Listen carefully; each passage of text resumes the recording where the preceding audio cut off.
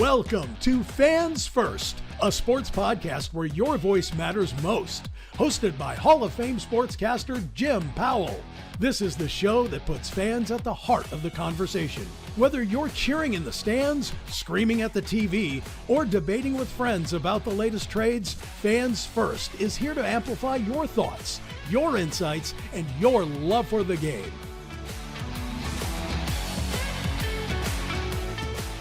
Hello and welcome to another edition of Fans First, a sports podcast. I'm once again your host along with my trusty co-host Tyler Flowers, and we've been joined today by a legendary figure in the sports world. I'm going to give you a few details on him and you can probably guess who we're talking about. He's a young man that broke into the big leagues in 1988, pitched all the way until 2009, 213 career wins, 165 losses, a 3.33 career ERA, 481 games started, 723 games total, 154 saves, about 3,500 innings pitched, 1.176 career WHIP. I mean, the numbers are just incredible, but the only feat that you really need to know is he's the 1996 Cy Young Award winner, and he's a member of the Major League Baseball, or they call it now the National Baseball Hall of Fame. His name is John Smoltz. Smoltzie, how are you? I'm doing great. Thanks for having me on. We are privileged to have you here and ready to pick your brain because you are always an interesting commentator. You've got good ideas and bad ideas, I'm sure, too, like we all do. Yeah. But we're interested to find out what you think about a number of different topics. I want to start off the top with this golden at-bat rule proposal that's been thrown out by Rob Manfred. How much have you paid attention to that, John? Yeah, I don't think that's got as much traction as people think. But I like the idea for the All-Star game. I think that would be outstanding to have a golden bat where you can have a matchup you're dreaming about that just for one reason or another it didn't happen. The All-Star game has changed, just like our game has changed. Guys don't go as long. And obviously, there's a lot of things that go into that. I'm a big believer that if you want to change the game in any facet, like they already did it with the 3 rule changes that have been made, and I knew nobody would balk at it. They pushed back early because we had no action in our game. We had a bunch of basically analytical driven philosophies that slowed our game down. I would be okay if you wanted to get to an incentive idea like that by purposing it with a qualification. In other words, let me give you a crazy idea. Let's say a starting pitcher goes 7 innings. God forbid. He goes 7 innings. You get a golden at bat. That's where I would be okay with an idea, incentivizing clubs to change the philosophy of pitching. But if you just throw out an idea of a golden at bat, it's not going to change pitching at all. I would love to tie something with the philosophy of the game that has gone off the rails, and that's pitching and pitching injuries. I would also tie it, let's just say, I said this 4 years ago and they thought I had landed on the moon. I said, why not tie your DH to your starting pitcher? Because that's how you philosophically change the game.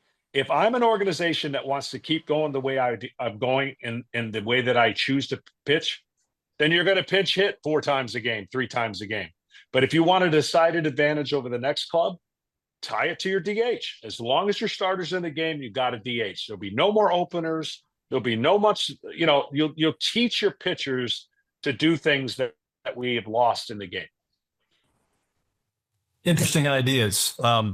I've read some things where people are saying, well, what does this do to Craig Kimbrell? I mean, he's chasing 500 career saves, and now all of a sudden, every 9th inning, he's going to be facing Aaron Judge or Soto or, some superstar that they can just bring up for a golden at bat.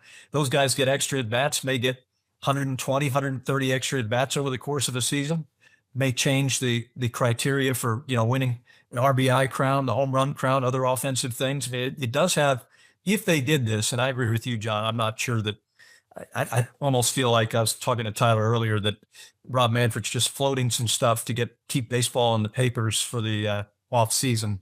But if they did actually make a dramatic move like that, I mean, there would be ramifications that would shake up the baseball encyclopedia potentially. Yeah, and that's why I don't think it has much traction. I think the next challenge that Rob Manfred is how does he get and eradicate these injuries for starting pitchers, and how does he get the analytic philosophy out of the way pitchers are used, and how does he incentivize clubs to change that? See, you are not going to be able to speed up pitchers unless you went to a pitch clock. You were not going to be able to have athleticism in the game unless you banned the shift. You were not going to get stolen bases back in the game unless you increased the bases and gave them an opportunity to do it. Some clubs are going to do it, some won't. But when you allow clubs to take advantage of the current rules, and just in the area of pitching, too many pitchers on one team, too many moves that you can make, all these things can be shuffled and changed with new rules moving forward that I believe clubs will go, okay, we got Jim Powell. He throws 99 miles an hour. I can pitch him 4 innings, or I can teach him how to pitch 7 innings at 95 miles an hour. I believe the latter will be more of the cases, that you will have the minor leagues and all these arms not being max effort. That's what I believe the next challenge, because we don't pick up our phone. We don't look on social media. We don't see who's pitching tomorrow. There's no attraction to it. And we have lost generational pitchers. In the next 2 years, you'll never see a guy pitch more than 10 years again. That's the danger of our sport. See, football got it right. Even though there's pushback and everyone couldn't stand the defensive rules, if they lost their starting quarterbacks, they don't have an NFL.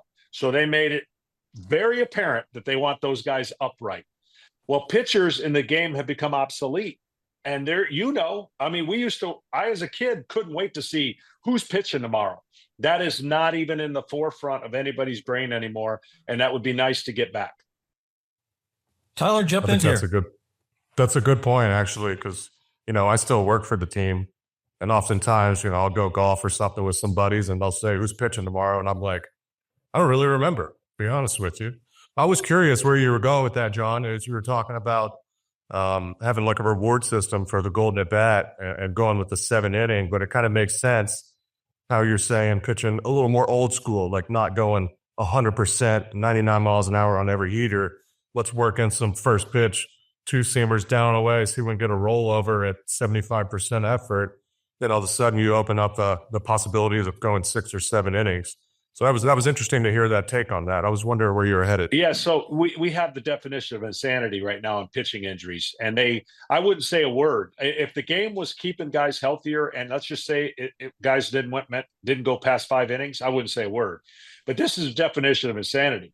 They know guys are going to get hurt. They know in 3 years they got to find a new body. I don't get that. I physically don't understand why that wouldn't be a priority to having a competitive advantage over the next guy. So this is what I know. If you have the same thing going on over and over again and knowing the injury rates are going through the roof, you're not producing and developing pitching in the minor leagues. You're just developing arms. You're using the excuse that this is youth baseball problem and not a Major League Baseball problem. You don't know how to fix it, so you're not going to talk about it and you're not going to address it. That is the bottom line. When experts and people in the field have been banging the drum saying, you realize this is not good for the long-term value of the arm, and pitchers who have pitched like myself keep speaking to it and nobody listens, that means there needs to be a rule change down the road, because it's not good long-term for the game and the health of these players. I don't blame the players. They're chasing their reward system. I do not blame them one bit. I blame the people that are running the game, knowing this is happening, knowing they can't fix it, and just turning a blind eye to it and saying, next guy up. That's just the way it is. You have any other ideas on how we could encourage them to make some of the changes? I mean, other than, obviously it's monetarily driven right now as far as the business of Major League Baseball and running your organization. And I think there's so much of it that they don't really worry that much, right? Like we have a surplus of arms throughout the minor league system, and we plan on using a ton of those throughout every season, which is kind of sad. But you have any other thoughts or ideas on that? Yeah, and this is where you have to have rule changes, because if you don't make any rule changes and you beg every club, please change the philosophy of pitching, they're going to look at you like, get lost. We've cracked the code. We've cracked the financial code. We've cracked the analytical code.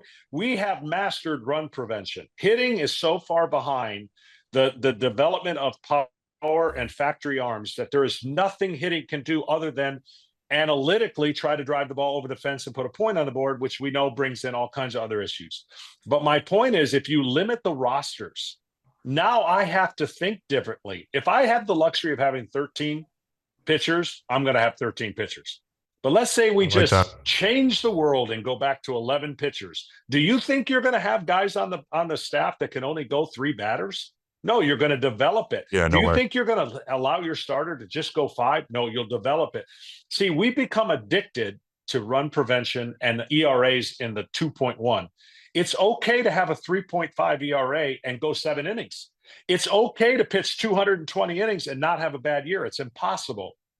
But when you're emptying the tank every single time, you cannot expect these guys to go 7 innings. You can't expect them to go 210 innings. So it starts with the developmental stage. It starts changing the way you're asking guys to do their job. And I'm telling you, anyone who throws 99, when they get hurt and they have a Tommy John and they can't come back with 99, they're done.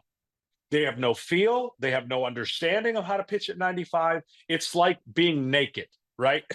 And you're out there going, I don't know how to do it, because you're not teaching that. You're not going to get a guy that breaks down again in the game that doesn't have eye-popping stuff. That's why guys like Bryce Elder, I could give you about 10 examples of quality pitchers that don't have eye-popping stuff, that is a great number 3 or number 4 and will pitch 220 innings. They don't look at them as like, oh man, that's analytically jumping off the board. But when is health going to start being a leverage and start being an asset? Right now, health it's on a scale of 1 to 10, it's a 1, because they can replace it.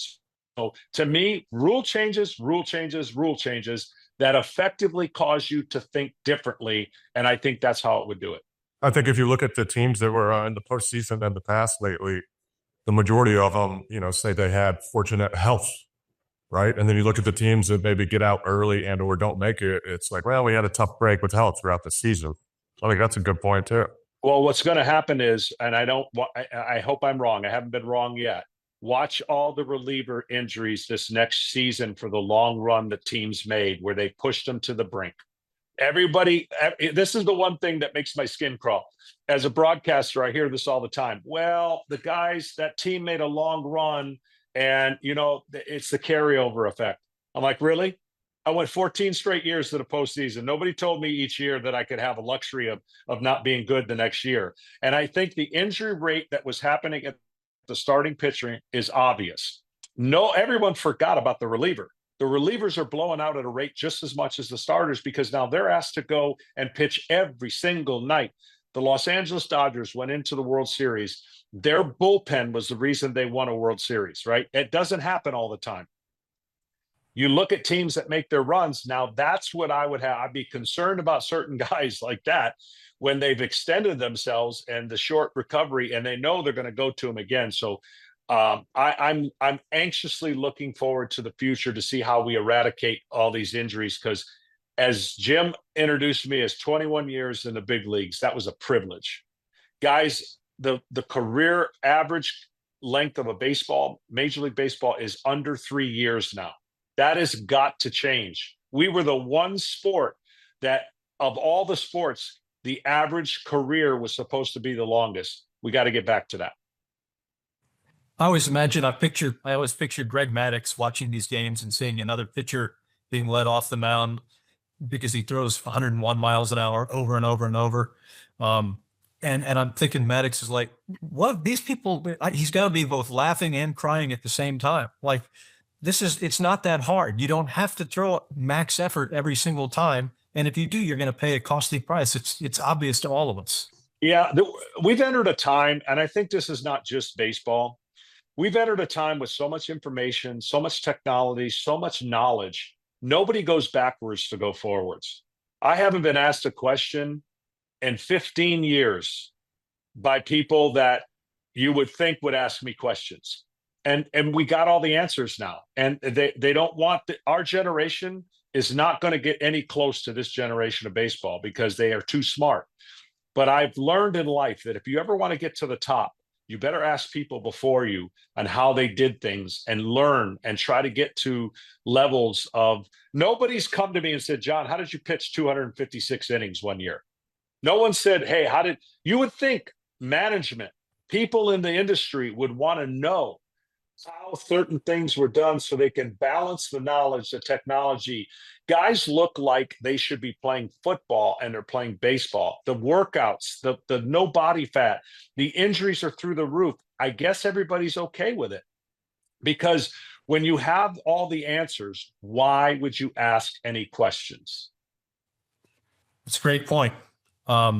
Speaking of insanity in baseball, what about the Soto contract? I mean, it's almost like they've just gone ahead and skipped, a decade or so of his future play, and he's off to the Hall of Fame as the richest man in the history of the game. I mean, I personally was flabbergasted by that contract. Yeah, I mean, there's a lot of things that over the last 10 years, I keep saying we've reached the ceiling, and I keep getting wrong, thinking clubs are we're a copycat league.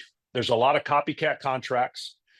He's a generational player, but I don't know that he's a generational player of a 15-year contract that in the last 6 years, you're going to be okay with whatever he gives you. But that's what they had to do to get him. That owner has a lot of money. He wanted to change the landscape of the New York Mets. He has. But I will say this, in fairness, good for every player, right, that makes the money that they earned it. But I'd say that when you talk about Shohei Ohtani and what he can do for a ball club, there are multiple facets that validate that contract. Soto really is a generational offensive player. I don't think you can make that point that he does 3 or 4 other things that impact a club to the degree that Shohei does. He doesn't play elite defense. He doesn't run elite. So he's going to have to change the landscape offensively. His numbers are going to regress. It's a bigger stadium. He is generationally along the lines of what Barry Bonds did in a lineup. Barry Bonds never swinging the bat in his heyday made his lineup better. And that's kind of what Soto is. It took 15 years and a whole lot of money to land him in New York. We'll see how that, if they don't win a championship, I don't know how it gets validated, but we're going to find out. John, thank you so much for coming on with us. We really appreciate your time. My pleasure. We'll do it again. Yep. And now it's time for one of my favorite segments of our Fans First podcast each and every week. It's called Get Off My Lawn. Hey, get off my lawn. Back for a second try to sneak onto our lawn is David Carroll of Chattanooga, Tennessee. Hi, Jim. Every year, the Ford Frick Award is presented for excellence in broadcasting by the National Baseball Hall of Fame. Great idea, right? Well, here's the problem. Think about all the great announcers from the past 100 years. Only 49 have been inducted. All very deserving, but that leaves too many on the outside looking in, including Braves legends Ernie Johnson Sr., Skip Carey, and Pete Van Wieren. They built the Braves radio network, and they attracted tens of millions of fans nationwide on the TBS Superstation, America's team, remember? Well, sadly, all 3 have passed away long before getting nominated, and now they get rejected every year along with other great announcers. So, Hall of Fame, how about a catch-up year so that more deserving broadcasters can get into the Hall? It's only fair to their fans and to their families. Well, David Carroll, you did it again. You've come back for a second try sneaking onto our lawn, and you've made it successfully again. Great comments about the lack of Ford C. Frick Awards among the Atlanta Braves broadcasters. Skip Carey and Pete Van Wieren and Ernie Johnson, they all deserve it to have that honor. And I'm sure they'll get it eventually. Unfortunately, all have passed now, so it's just their families that would enjoy it the most and their fans like us. But David, thank you very much. I hope you serve as an inspiration to other viewers and listeners who we would love to have you submitting your videos and your audio tapes, your voice memos on your phone, or even just send us an email and we can read your comments right on the air. That's our Fans First podcast for today. For Tyler Flowers, this is Jim Powell saying so long, and we'll see you next time on Fans First, a sports podcast. Stay tuned, stay passionate, and keep celebrating the sport you love. Visit us at fansfirstpodcast.com to explore more. Sign up for our newsletter to receive exclusive updates and follow the podcast on social media to join our growing community of sports enthusiasts. Your voice matters to us, so don't hesitate to share your thoughts and connect with fellow fans. See you next time.